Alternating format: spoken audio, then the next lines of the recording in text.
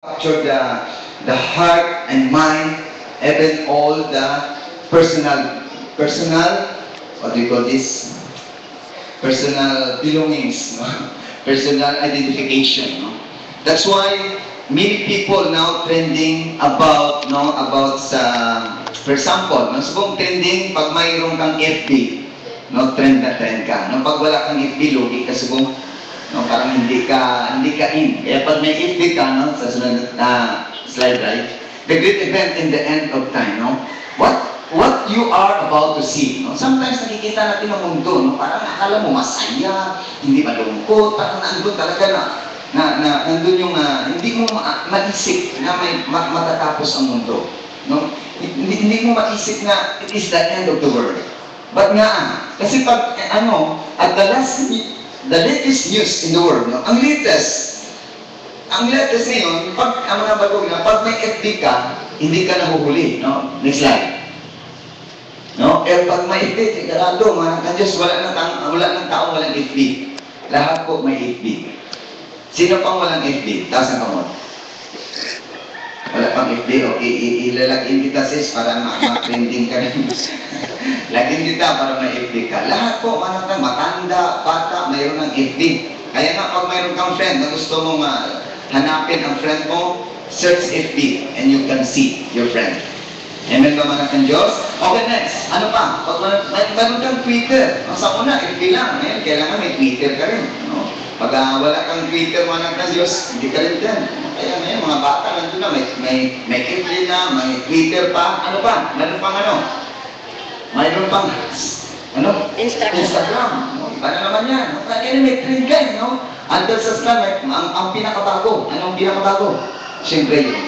Hashtag. Ibig sabihin mga ng Diyos, kailangan nandun yung trend. No? Hindi natin alam, nandun na pala tayo mga ng Diyos sa end of times. At lahat na yan, mga ng Diyos, bago ka pa makapasok diyan, lahat po naka-enroll. Your all data, your name, address, age, occupation,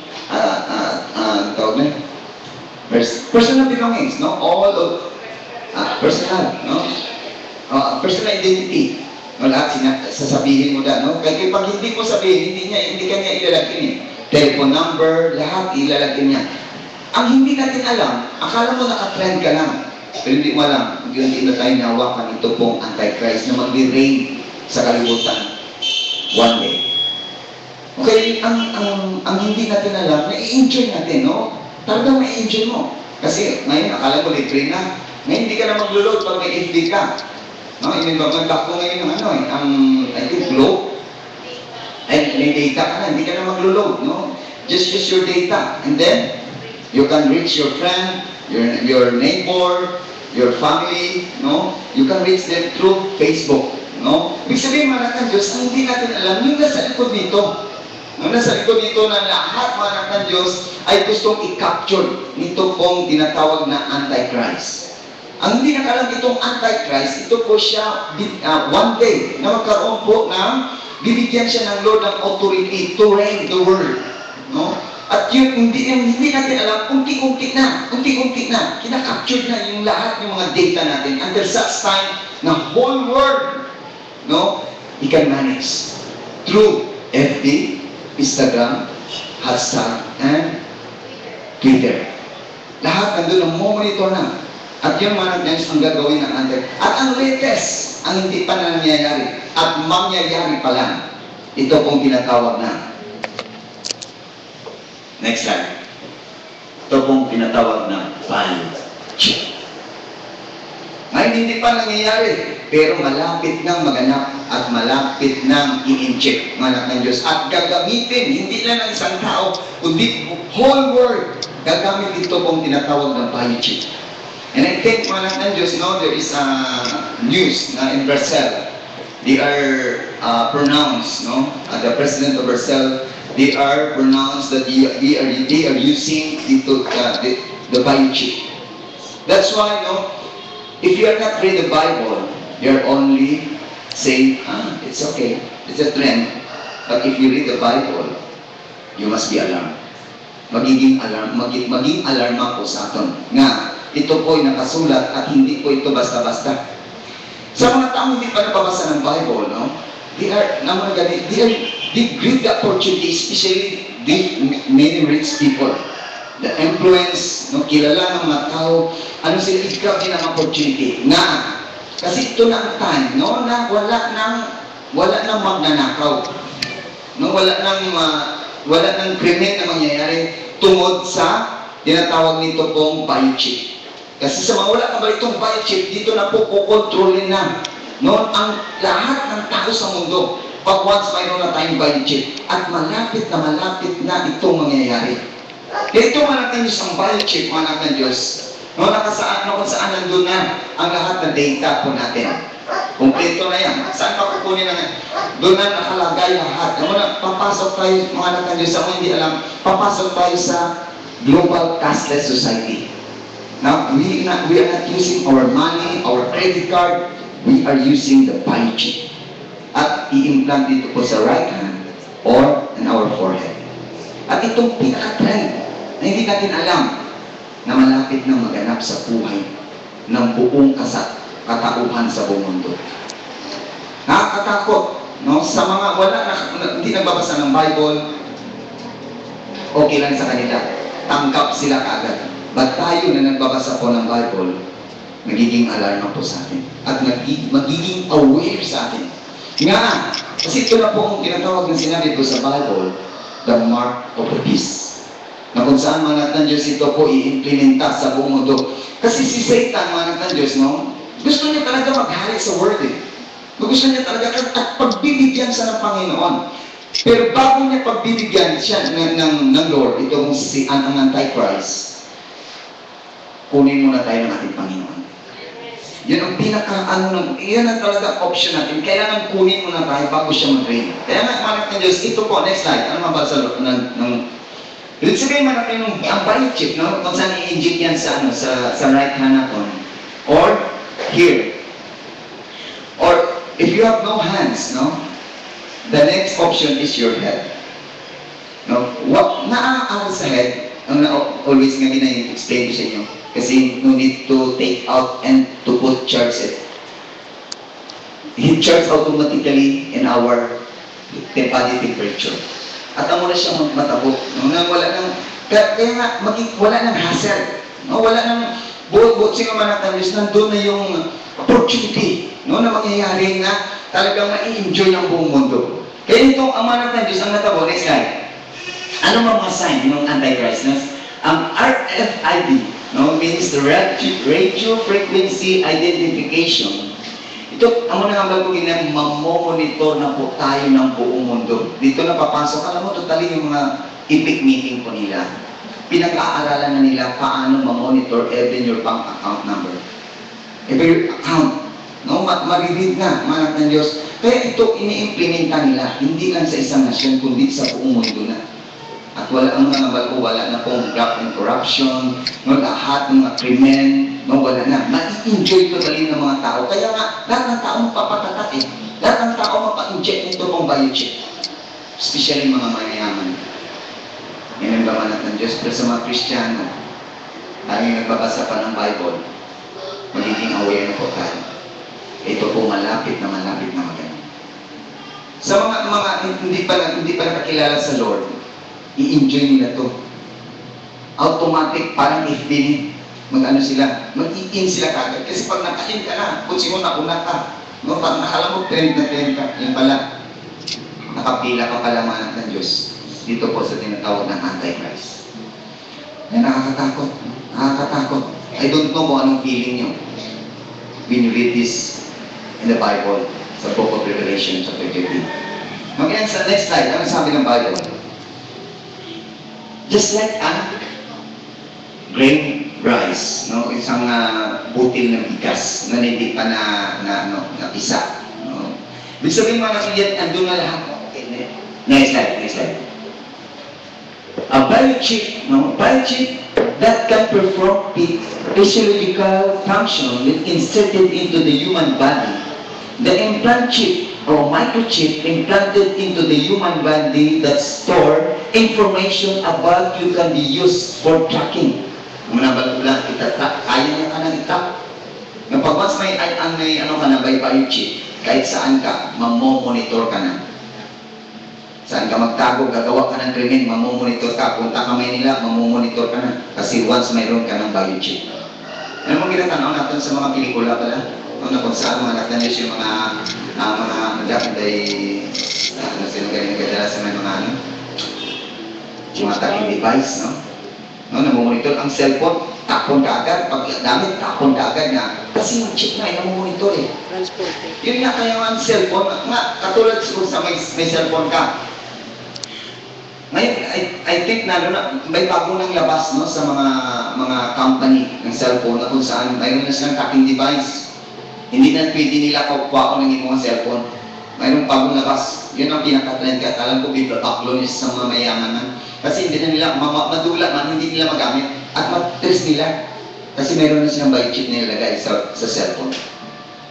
Amen ba mga ng Diyos? Ang hindi natin alam, namomonitor na tayo kung hindi natin namomonitor ito pong Antichrist. Kaya sana mga ng Diyos, no, itong event na to na mangyayari sa mundo, hindi ko ito biro-biro. Kung ang FB na-i-enjoy po natin, sigurado tayo hindi natin ma-enjoy ito. Kasi ito pong event na kung saan nakapila po ang lahat ng tamang papatatak. Pero ng mga Kristiyano, kung impose na nila na tayo po matatakan, hindi papayag si Lord na tayo po ay matatakan. Amen ba mga kanlis? Or, sakaling maiiwan ka sa rapture day. Ito sakali lang. Pag naiwan ka sa rapture day, please, papupugod ka na ng ulo. Or magpapatata ka. Dalawa ng option mo. Either magpapalagay ka or puputol. Ito mga Diyos, no, hindi po biro. No? Next slide. Ano pang mga sign? Ito po. Revelation chapter 13, 15 to 16. It was allowed to give breath. Ito pang gagawin ng Antichrist. No? Grabe. Kasi i-influensya niya ang world. Yung mga tao sa world, no? I-influensya. Anong gagawin niya para ma-influensya ang mga tao? It was allowed to give breath to the image of the beast. Pag sinabing beast, no? Kung saan, ito, hindi po. Alam mo, subong yung beast, parang na-enjoy niya sa mga bata eh. Tingnan mo yung mga bata ngayon. Lahat na mapanood, beast, monster, no? Tingnan, sino nakatanaw sa mga ano, yung mga bata? No, na-enjoy nila yung monster, pero panapakita na sa mga bata na okay lang yung monster, okay lang yung beast. Wala sila kabalo, Antichrist na galit. No, bata pa lang, gina-influensya na. Para pagdating ng Antichrist, hindi ma-joke ang mga kabataan. Pagkos nyo, ang monster yan, ang best yan, namin yan, na-enjoy nila, hindi nila, ano na pala. No? So that the image of the beast might even speak. Ito na matindi, na madaya talaga mga tao. Kasi ang image or ang revolto ay mismo magsasalita na. Ngayon, malaking takot na yun. Dapat na ang tao talaga maniwala na they believe na He is God. But in the back, that is the deceiving, no, sa mga tao maiwan sa pagbabalik ng Panginoon. Yes, remember mga friends, take a mind that those who not worship the image of the beast to be slain. I-slain po. No, ibig sabihin, papatayin. Pag hindi ka mag-worship dito po sa image of the beast. Ang mga gani, yung maiiwan sa rapture day, yung mga Kristyano na nakabasa ng Bible, alam mo na to, sigurado hindi ka na magpapatatak na. Alam mo, manang ng Diyos na hindi impyerno ng ano mo, pupuntahan mo. Pero pag na-sling ka, napuputan ka ng ulo, sigurado pa lang, may procedure palangit ka pa.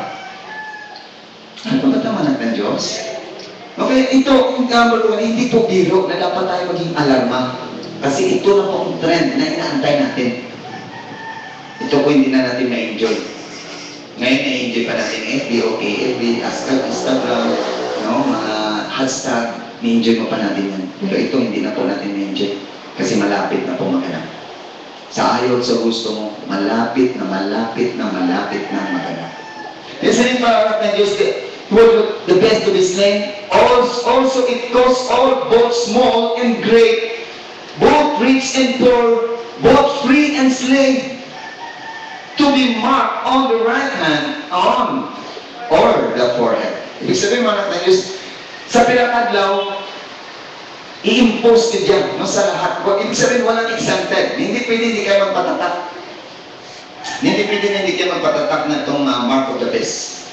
Kasi lahat po kailangan matatakan. Nga, next slide.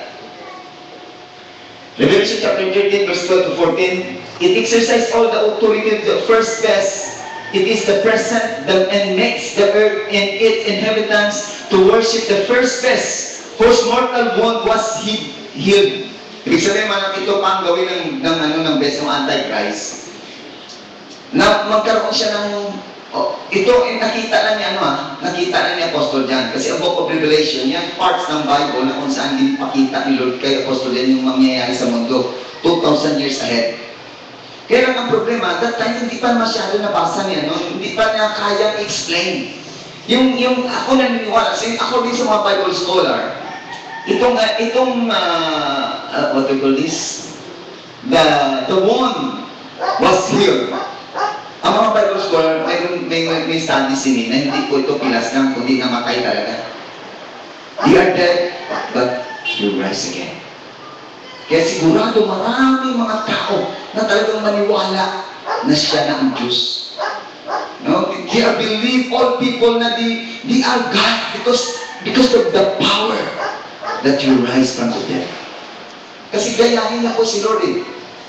No? Isipin ng mga tao na siya na si Lord. Kasi si Lord, di ba, after 3 days, nabuhay ang Panginoon. Kaya nakitawag siyang Antichrist. Gusto niya gayahin ang ating Panginoon. Kailangan naman siya mabuhay. Kaya ngunit madaya talaga yung mga tao. At maniwala na. Even that ang image na magsasalita, maniwala ka na. Kaya napanaalma po tayo ng Lord, mga anak ng Diyos. It's time na po, hindi na oras para po tayo magpalunggan-lunggan pa. Oras na para tayong kumapit na po tayo ngayon sa Lord. Kung ang pagsunod mo sa Lord, pero parang ano ka pa lang, okay lang. Parang hindi na oras na yung pag-ganong-ganon pa. Oras na ngayon na magkapit ka na sa Lord. Oras na ngayon, mga anak ng Diyos, na talagang titikit mo na yung kaubalingon sa Diyos, na hindi ka na talaga hiwalay sa Panginoon. Hindi na talagang way out natin. Kailangan hindi tayo matatakan. Kasi pag once matatakan ka na, alam mo mga anak ng Diyos, no? Ang mga ganit, marami talaga magpatatak. Dahil pag hindi ka magpatatak, anong kakainin mo? Kung may anak kang gahibig, hindi ka magpatatak, alang-alang sa anak mo. Kaya nga rin palang anak ng Diyos, tinuturuan tayo ng Lord na paano tayo mag-handle sa emotion natin. Kaya sabi ng Lord, if you love me more than your father, your mother, your daughter, your sister-in-law, your brother-in-law, more than me, you're not worthy of me. Kaya dapat natin tinutuluan tayo na kung pagdating na ng tatlong oras sa panahon na maiwan ka at kailangan ng anak mo na mag-inom ng gatas. Para pa ba may mga anak at nagbabalak pa magkaanak? Mag-isip-isip ka na. Or else, mapipilitan kang magpatatak, alang-alang sa anak mo. Bata mo na ganing mga anak ng dito, ang totally ang pastor po, taga-remind na. Ang pastor nagbibigay ng wisdom sa atin, anong dapat gawin natin. Pero pagdating sa final decision, nasa inyo po ang final decision. Ba't binibigyan po kayo ng flow ng Panginoon? Di bali, mapuputan po tayo ng ulo. Makikita pa rin tayo sa langit. Amen ba mga anak ng Diyos? Pagpakan natin si Lord. Hallelujah! Amo na mga it performed great sign. Anong great sign? Himuon niya talaga to deceive many people. Even making a fire come from heaven. Kaya mas maniwala ng tao ngayon, kung may fire from heaven, kung sabihin from heaven means it's come from God. Ba? Maniwala agad yung tao kasi may kalangin na pababa. Kaya ikaw mismo nakita, may nagalit na yun, i-worship mo naman, maniwala ba yun, kung worship na tayo sa inis, Diyos na yun siya yun, kaya ang kalayo din sa langit. Kaya marami talaga maniwala.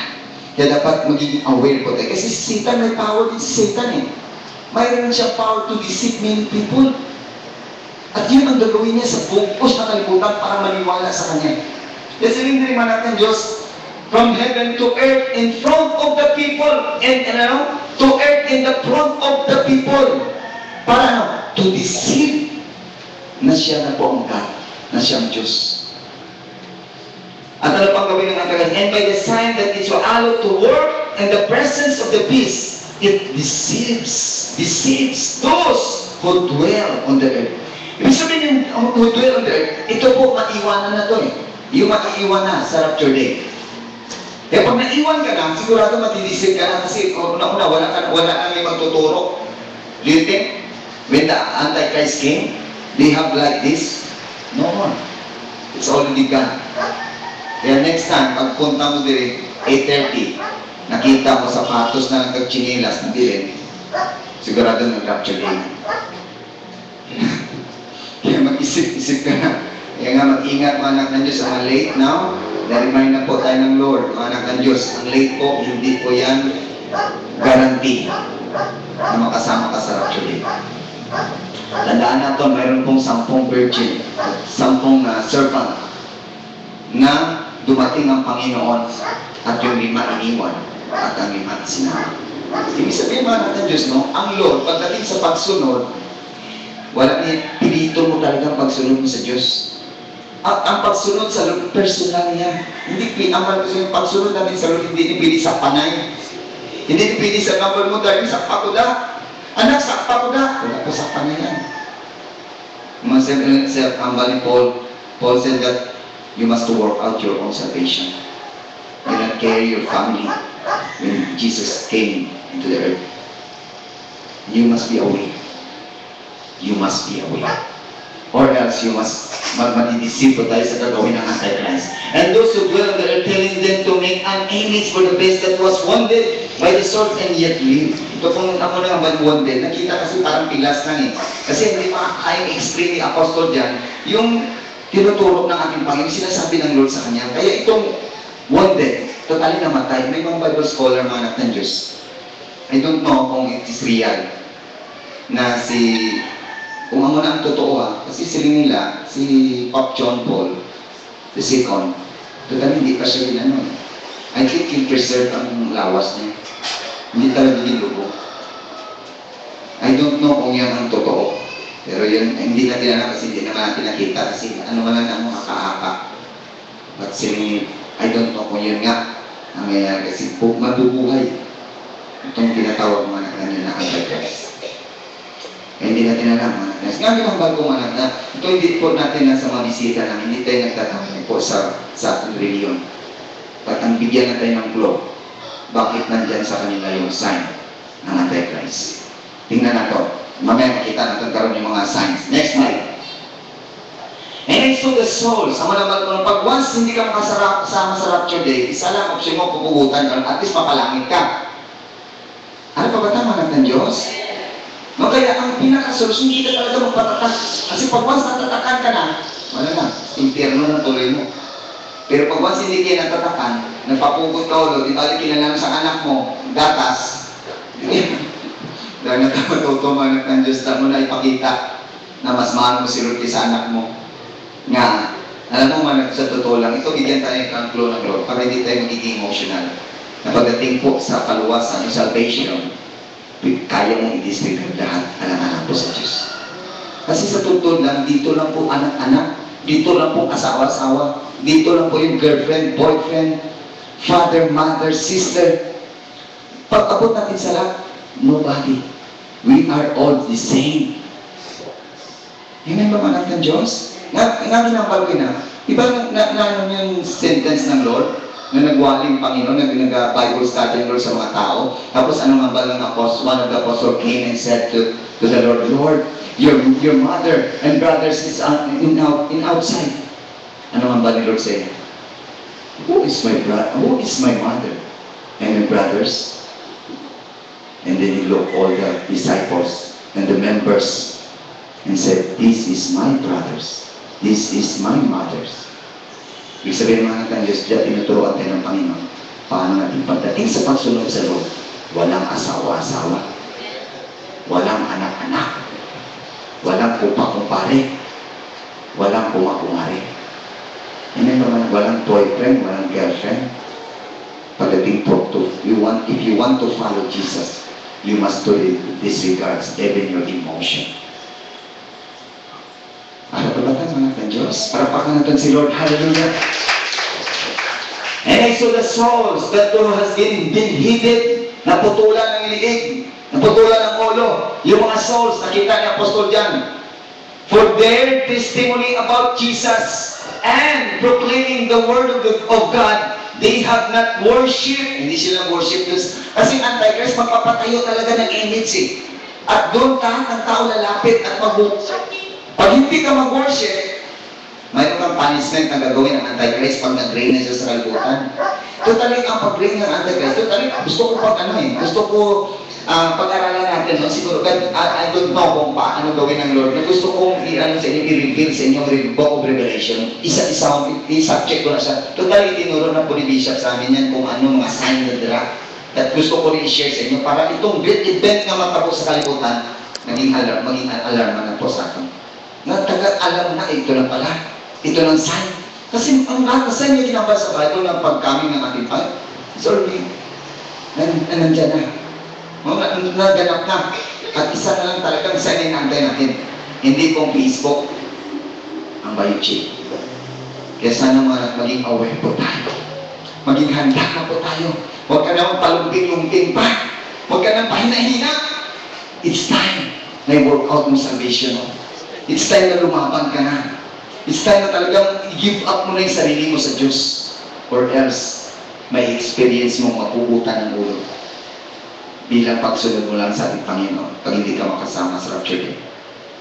Yes, silindriman natin Diyos, they would not worship the beast or his statue, nor accepted his mark on their foreheads and on their hands. Ibig sabihin man natin Diyos, yung hindi talaga. Pag hindi ka magpatatak, tuloy. Pero at least, palangit ka. Bigyan lang kayo ng Lord ng Pro, ha? Baka sakali, kung baka sakaling maiwan ka. Ang balang mo, papayag ka bang maiwan?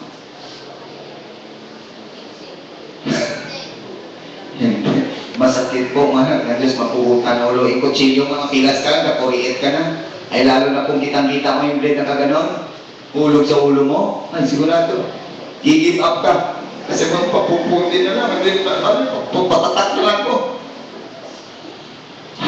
Manatan Diyos, please, be aware. Be ready. Kasi malapit na yung inantay natin. Malapit na babalik ang Panginoon. Kasi kung gaano katotoo na sinabi ni MacArthur, I shall return, bumalik po si MacArthur, ay lalo na po si Jesus Christ na sinabi niya, I will coming soon. I will return, sabi ng Panginoon. Palakpakan natin si Lord. Hallelujah! Kaya bigyan kayo ng tip ng Lord, hindi ka talaga magpatatak. Ngayon, Pastor, ang pamangkot. Yan na, kasi pamangkot kayo sigurado. Kung sakali, no, hindi pa mag-rapture day, tapos kung itong biochip na ito na, yung Antichrist na sinabi po sa Bible, ano ngayon ang gagawin natin?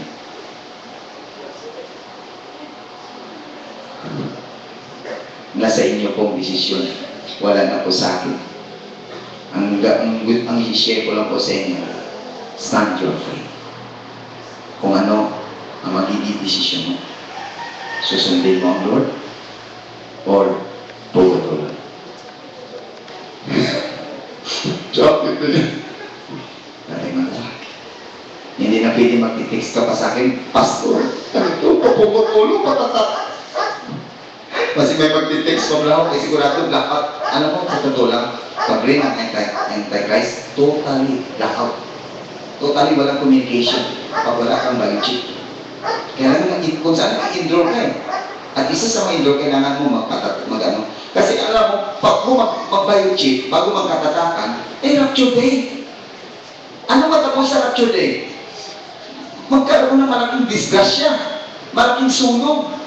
Kung Kristiyano ka, kung ka nilaluto ka, hindi manilupok, mabatok itong ang tinigang mo, ng insultan na nilaluto mo, gapamlansa ka, kung wala automatic ang plansa, hindi masunog yung na plansa, malaking event. Natabo. Malaking event.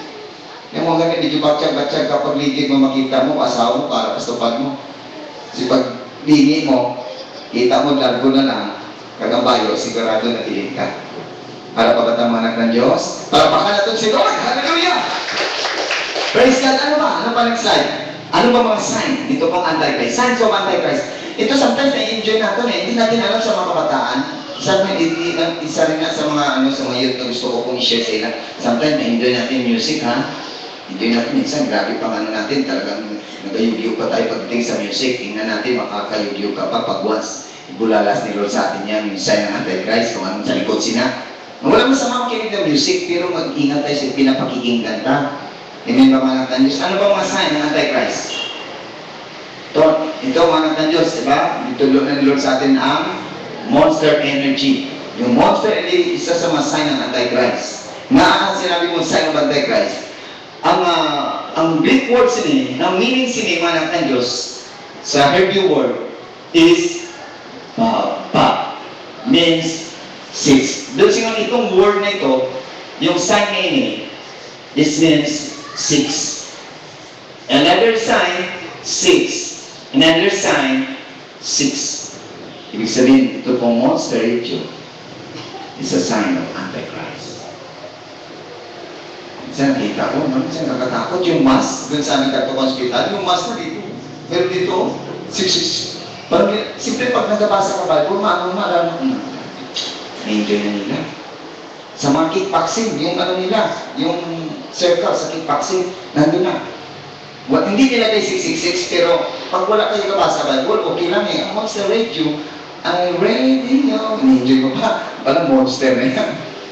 Okay, mag-ingat mga nagdanis. Ito, nandito lang ang Antichrist eh. Hindi na siya makagawa. Hindi pa siya makalabas. He cannot go out because mayroon pang reason si Lord at nandito pa po tayo. Pag wala na tayo, ay sigurado wala na. Magre-reign na siya. Kasi rin din naman ng Diyos na ano pang sign ng Antichrist. Next sign. Ito sa piso dollar, kasi hindi ko ginanakapi, no? Hindi na copyright. No? Itong sign na ito, no? Na hindi natin alam sa dollar. May meaning siya eh. Ito ang yung sign of pyramid na yung may Ida, no? Ang Simon sini, eye of Satan yan. No, eye of Satan, hindi natin alam. Nandun na pala imagine, sa dami-daming sa United Nations, the daming country of United Nations,